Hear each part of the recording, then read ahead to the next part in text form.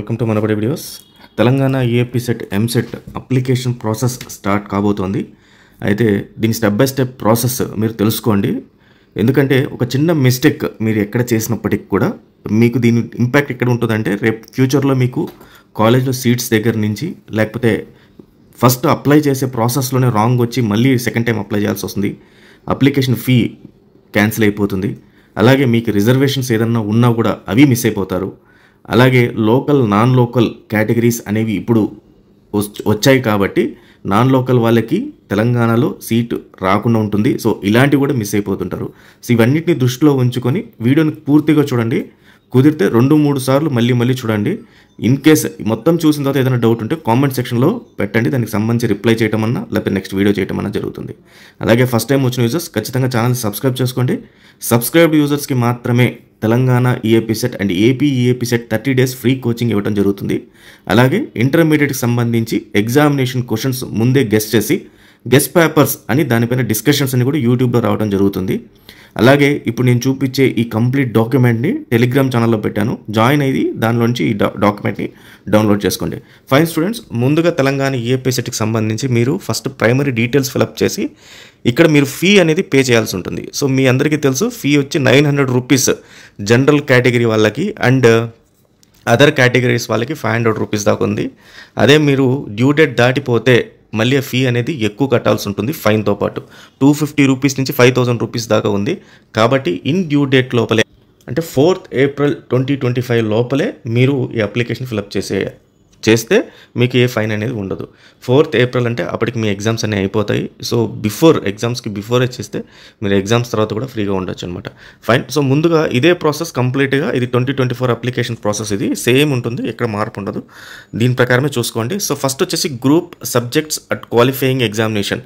మీరు ఏ సబ్జెక్ట్కి సంబంధించిన వాళ్ళు ఎంపీసీయా, బైపీసీయా, డిప్లొమానా, ఎంబైపీసీయా క్లియర్గా దీంట్లో మీరు ఇవ్వాల్సి ఉంటుంది అనమాట. మీరు ఎంపీసీ అయితే ఎంపీసీ, బైపీసీ అయితే బైపీసీ, ఎంబైపీసీ అయితే ఎంబైపీసీ అండ్ డిప్లొమా అయితే డిప్లొమా అని చెప్పి క్లియర్గా మెన్షన్ చేయాలి. Then second name of the board అని చెప్పి అడగటం జరుగుతుంది. నేమ్ ఆఫ్ ది బోర్డ్ ఇప్పుడు తెలంగాణ వాళ్ళు కాబట్టి టీఎస్బిఐఈ ఇంటర్మీడియట్ రెగ్యులర్ వాళ్ళు రెగ్యులర్ అని ఇవ్వండి, వొకేషనల్ వారు వొకేషనల్ ఇవ్వండి. అండ్ ఇది టీఎస్ రాదు, టీజీబిఐఈ అని వస్తుంది.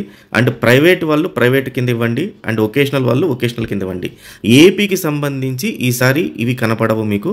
సో ఏపీకి కాకుండా ఓన్లీ తెలంగాణకి సంబంధించి కనబడుతుంది. అపార్ట్ ఫ్రమ్ దిస్ డిప్లొమానా, సిబిఎస్ఈయా, తర్వాత ఐసిఎస్సియా, లేకపోతే ఆర్జేయుకేటీయా, లేకపోతే ఆర్జేయుకేటీ ఆంధ్రప్రదేశ్ ఇది కూడా కనబడదు.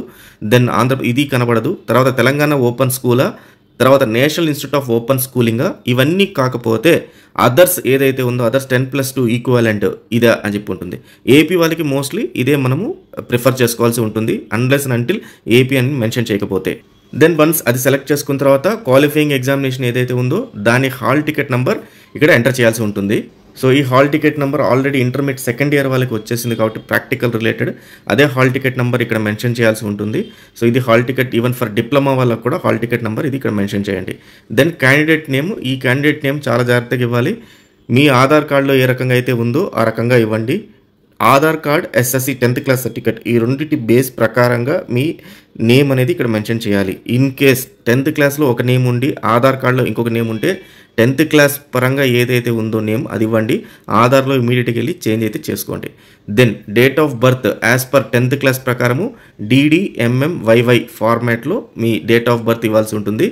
Then coming to candidate students mobile number, ఈ మొబైల్ నంబర్ మాత్రం యాక్సెసిబుల్గా ఉండేది అంటే ఆ నంబర్కి ప్రీపెయిడ్ కానీ లేకపోతే పోస్ట్ పెయిడ్ కానీ ఏదైనా సరే రెగ్యులర్గా ఆ నంబర్కే మెసేజెస్ వస్తాయి కాబట్టి యాక్సెసిబుల్గా ఉండే మొబైల్ నెంబర్ ఇవ్వండి.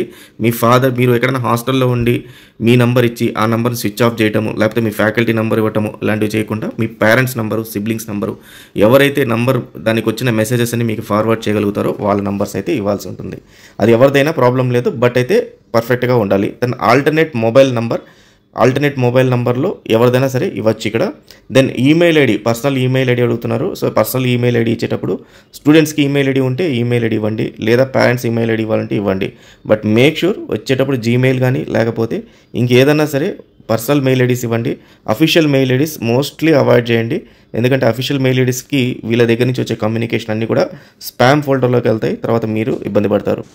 దెన్ చాలా ఇంపార్టెంట్ ఇది ఈ ఆస్పెక్ట్ కేటగిరీకి సంబంధించి మీరు ఓసీయా బీసీయా బీసీకి సంబంధించిన సబ్ కేటగిరీస్ ఎస్సీయా ఎస్టీయా వీటిలో ఏంటి అనేది చాలా జాగ్రత్తగా ఇవ్వాల్సి ఉంటుంది. ఓసీలో ఈడబ్ల్యూఎస్ అనే కేటగిరీ ఒకటి ఉంటుంది. ఈ కేటగిరీ గురించి మళ్ళీ కింద వస్తుంది, దాని గురించి మళ్ళీ డిస్కస్ చేద్దాము.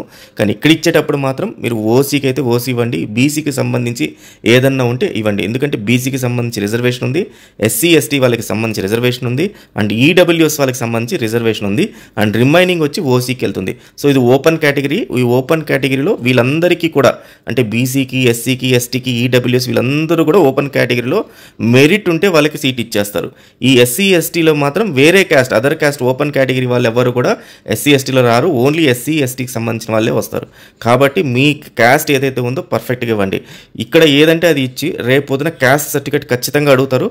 ఆ క్యాస్ట్ సర్టిఫికేట్ కానీ మీరు సబ్మిట్ చేయకపోతే మళ్ళీ మిమ్మల్ని తీసుకెళ్ళి ఓపెన్ కేటగిరీలో పెట్టేస్తారు. అప్పుడు మీకు కాంపిటీషన్ అనేది ఎక్కువ ఉంటుంది. కాబట్టి మీరు క్యాస్ట్ సర్టిఫికేట్ ప్రొడ్యూస్ చేయగలిగితేనే ఆ పర్టికులర్ క్యాస్ట్ అనేది సెలెక్ట్ చేసుకోండి. మోస్ట్లీ 10th క్లాస్ సర్టిఫికేట్ పైన ఈ క్యాస్ట్ అనేది మెన్షన్ చేసి ఉంటుంది. Then do you belong to economically weaker section yes or no అని చెప్పి ఇచ్చారు. సో ఇక్కడ ఏ కేటగిరీ అయినప్పటికీ కూడా అంటే బీసీ బీసీసీ ఏదైనా కూడా ఎకనామికలీ వీకర్ సెక్షన్ ఉంటే ఎస్ లేదంటే నో అని పెట్టండి. ఎకనామికలీ వీకర్ సెక్షన్ ఈడబ్ల్యూఎస్ అంటే ఏంటంటే మీ పేరెంట్స్ ఇన్కమ్ సంవత్సరానికి 8 lakhs మించకూడదు. మీ సొంతగా ఏది కూడా ఒక ఫర్దర్గా ల్యాండ్ కూడా ఒక ఎక్స్టెంట్ ఉంటుంది. సిటీ జోన్లో అయితే మీకు 100 square yards పైన ల్యాండ్ ఓన్గా ఉండకూడదు. యాజ్ వెల్ యాజ్ రూరల్ ప్లేసెస్లో అయితే అగ్రికల్చరల్ ల్యాండ్ ఏదైతే సాగు భూమి ఉంటుందో అది 2 acres పైన ఉండకూడదు. అదే డ్రై ల్యాండ్ అయితే 2 acres పైన ఉండొచ్చు. సో ఇలాంటి కొన్ని పారామీటర్స్ ఉన్నాయి. దీని ఈడబ్ల్యూఎస్ సంబంధించి ఇంకొక డీటెయిల్డ్ వీడియో చేస్తాను, సో అది చూసుకోండి. ఈడబ్ల్యూఎస్కి సపరేట్గా ఒక 15% రిజర్వేషన్ అయితే ఉంటుంది.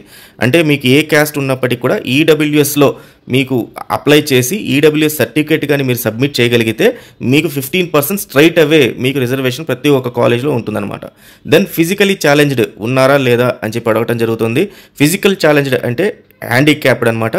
లైక్ ఆర్థోపెడిక్ రిలేటెడ్ అంటే లెగ్స్ కానీ లింబ్స్ కానీ వీటిలో సరిగ్గా మీకు పనిచేయకుండా ఉన్నప్పుడు, లేదా బ్లైండ్ రిలేటెడ్ కానీ లేకపోతే డెఫ్ అండ్ డమ్ రిలేటెడ్ కానీ వీటిలో ఏది ఉన్నా కూడా ఫిజికల్ హ్యాండిక్యాప్డ్ కింద తీసుకుంటారు. 40% అబౌవ్ ఏదైనా సరే మీకు ఫిజికలీ ఛాలెంజ్డ్ ఉంటేనే దాన్ని కన్సిడర్ చేయడం జరుగుతుంది. బిలో 40%ని కన్సిడర్ చేయరు. దీనికి సంబంధించి కూడా government hospital district government hospital నుంచి సర్టిఫికేట్ సబ్మిట్ చేయాల్సి ఉంటుంది. కాబట్టి ఇది ఎస్ అని పెడితే ఖచ్చితంగా ఈ సర్టిఫికేట్ కావాలి, ఇది ఎస్ అని పడితే సర్టిఫికేట్ కావాలి. వీటిల్లో ఏదైతే మీ క్యాస్ట్కి సంబంధించి వీటిల్లో అపార్ట్ ఫ్రమ్ ఓసీ ఇంకేది పెట్టినా కూడా ఇక్కడ సర్టిఫికేట్ కావాలి. అంటే ఇక్కడ ఆల్మోస్ట్ 3 సర్టిఫికేట్స్ కావాలి, దాన్ని దృష్టిలో పెట్టుకోండి. నెక్స్ట్ మీరు ఏ స్ట్రీమ్కి అప్లై చేస్తున్నారు, ఇంజనీరింగ్కా అగ్రికల్చరల్ అండ్ ఫార్మసీయా, బోత్ ఇంజనీరింగ్ అగ్రికల్చరల్ అండ్ ఫార్మసీయా ఏ స్ట్రీమ్కి అప్లై చేస్తున్నారని చెప్పేసి అడగటం జరిగింది. ఇంజనీరింగ్కి పర్టికులర్గా ఎంపీసీ వాళ్ళు మాత్రమే ఎలిజిబుల్. అగ్రికల్చర్ అండ్ ఫార్మసీకి బోత్ ఎంపీసీ అండ్ బైపీసీ వాళ్ళు కూడా ఎలిజిబుల్ ఉన్నారు. And both engineering agriculture and pharmacy ఈఏపీకి సంబంధించి ప్రతి ఒక్క ఏదైతే కోర్స్ ఉందో వాటికి సంబంధించి మీకు ఏ సబ్జెక్ట్స్ ఉన్నాయి ఎలిజిబుల్ అనేది క్లియర్గా నోటిఫికేషన్ ఉంది. ఆ నోటిఫికేషన్ టెలిగ్రామ్లో పెట్టాను, డౌన్లోడ్ చూసుకొని దాని తగ్గట్టుగా వాటిని సెలెక్ట్ అయితే చేసుకోండి. ఫైనల్గా పేమెంట్ టైప్ ఏ రకంగా మీరు పేమెంట్ చేస్తారు అని చెప్పి అడుగుతుంది. సో నెట్ బ్యాంకింగ్ ఆఫ్ హెచ్డిఎఫ్సియా, ఐసిఐసిఐ, లేకపోతే నెట్ బ్యాంకింగ్ ఎస్బీఐయా, లేకపోతే నెట్ బ్యాంకింగ్ ఆఫ్ అదర్సా, డెబిట్ కార్డ్ త్రూవా, క్రెడిట్ కార్డ్ త్రూవా అనేది అడుగుతుంది. సో వీటిలో మీకు ఏదైతే ఫెసిలిటీ ఉందో ఆ ఫెసిలిటీని యూజ్ చేయండి.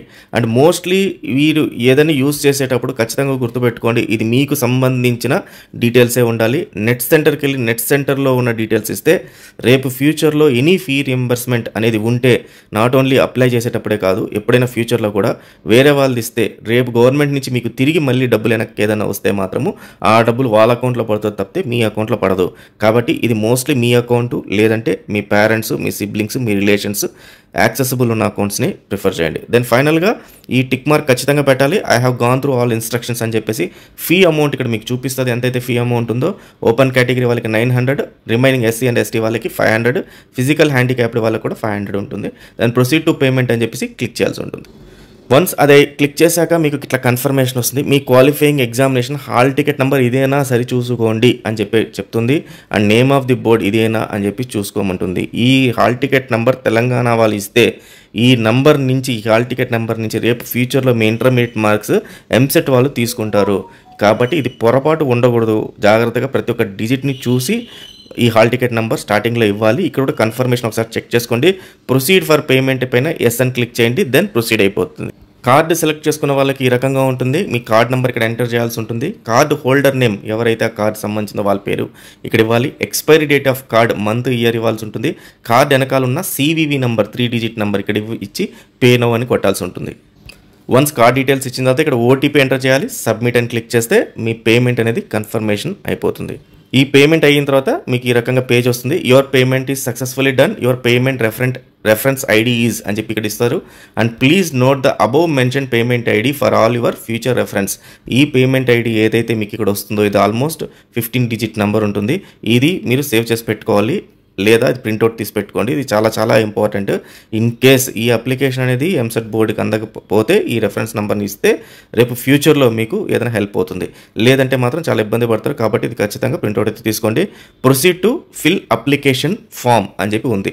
సో ఇంతటితో పేమెంట్ అనే ప్రాసెస్ అనేది కంప్లీట్ అయిపోతుంది. ఇప్పుడు అప్లికేషన్ ఫామ్ అనేది మనం ఫిలప్ చేసుకోవాల్సి ఉంటుంది. ఈ అప్లికేషన్ ఫామ్ని ఎలా ఫిలప్ చేయాలనేది step by step process next coming వీడియోలో ఉంటుంది. సో ఇప్పటితో ఇది పేమెంట్ వరకు అయితే అయిందనమాట. బట్ ముందు పేమెంట్ చేస్తేనే అప్లికేషన్ ఫామ్కి అయితే వెళ్తుంది. So all the best students. ఆ వీడియోని ఖచ్చితంగా చూడండి, అది కూడా మీకు చాలా హెల్ప్ అవుతుంది. Thank you very much.